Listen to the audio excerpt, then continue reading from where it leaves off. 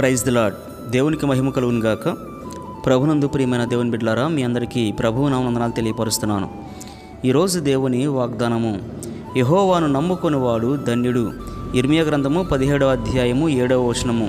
ప్రభునందు ప్రియమైన వాళ్ళరా, ఈరోజు దేవుడు నిన్ను ధైర్యపరుస్తూ బలపరుస్తూ ఇస్తున్నటువంటి ఒక శ్రేష్టమైన వాగ్దానము ఏమిటంటే, పిల్లరా చూడండి, ఎవరైతే ఆయన నమ్ముకుంటారో వారు ధన్యులని పిల్లరా దేవుడు ఈరోజు మాట్లాడుతున్నాడండి. చూడండి, ఈ లోకంలో మనుషులు నమ్ముకున్నట్టు కంటే రాజులు నమ్ముకున్నట్టు కంటే యెహోవాను ఆశ్రయించుట మేలు అని పిల్లరా పరిశుద్ధ గ్రంథం తెలియపరుస్తూ ఉంది. ఒకవేళ ఈరోజు దేవునితో మాట్లాడుతున్నాడు, ఒకవేళ ఈరోజు నువ్వు మనుషులు నమ్మి మోసపోయావేమో, అధికారులను నమ్మి నువ్వు మోసపోయావేమో, అయితే దేవునితో మాట్లాడుతున్నాడు. నువ్వు కనుక దేవుని మీద నమ్మకం ఉంచు, దేవుని మీద విశ్వాసం ఉంచు, నువ్వు ధన్యుడు అని పిల్లలు దేవుడు మాట్లాడుతున్నాడు. ఎందుకు అంటే దేవుడు నమ్మినటువంటి వారికి కలిగేటువంటి ధన్యతలు ఏమిటి అనేది మనం ఆలోచన చేస్తే, పిల్లరా ఎవరైతే ఆయన నమ్ముకుంటారో, ఎవరైతే ఆయన మీద విశ్వాసం ఉంచుతారో వారికి ఆయన ఆశ్రయంగా ఉంటాడని పిల్లరా దేవుడు మాట్లాడుతున్నాడండి. చూడండి, దేవుని మీద నమ్మకం ఉంచిన వారికి ఆయన ఆశ్రయంగా ఉంటాడు. అలాగే వారు ఎలా ఉంటారు అంటే నీటి కాలువ యొద్ద నాటబడినటువంటి చెట్టులాగా ఉంటారు పిల్లరా. చూడండి, నీటి కాలువ యొద్ద నాటబడిన చెట్టు ఎలా ఉంటుంది అనేది ఆలోచన చేస్తే దాని వేర్లు పిల్ల లోపలికి తన్నుకొని పోతాయి. అలాగే ఆ చెట్టు ఎలా ఉంటుందంటే ఈ లోక సంబంధమైనటువంటి వెట్టదానికి కలిగినా కూడా దేవుని పిల్లరా దేనికి కూడా అది చూడండి, ఆ వెట్టకు కూడా అది భయపడదు. ఎలా ఉంటుందంటే ఆ ఆకులు పచ్చగా ఉంటాయి ప్రియ దేవుని పిల్లరా.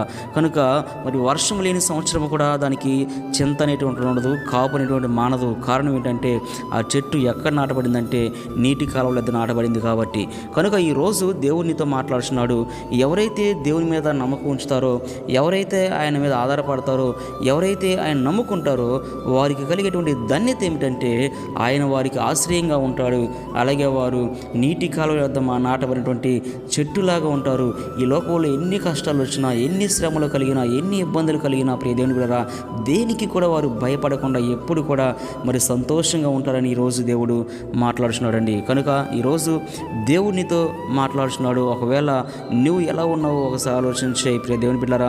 నువ్వు కనుక దేవుని మీద నమ్మకం ఉంచినట్లయితే ప్రియ దేవుని బిడ్డలారా, నీకు ఈ లోకంలో ఎన్ని కష్టాలు వచ్చినా, ఎన్ని శ్రమలు కలిగినా, ఎన్ని ఇబ్బందులు కలిగినా ఆయనకు తోడుగా అండగా ఉండి నీకు ఆశ్రయంగా ఉండి ప్రతి సమస్య నుంచి నిలిపించి నీకు సంతోషాన్ని ఇస్తానని ఈరోజు దేవునితో మాట్లాడుతున్నాడు. దేవుడి మాటలు దీవించునుగాక. ఆమేన్. ప్రార్థన చేసుకుందాం. ప్రార్థన. మహాపరిశుద్ధుడైన మా ప్రియ పరలోకపు తండ్రి, మీ పరిశుద్ధమైన పాదములకు స్తోత్రం చెల్లిస్తున్నాం.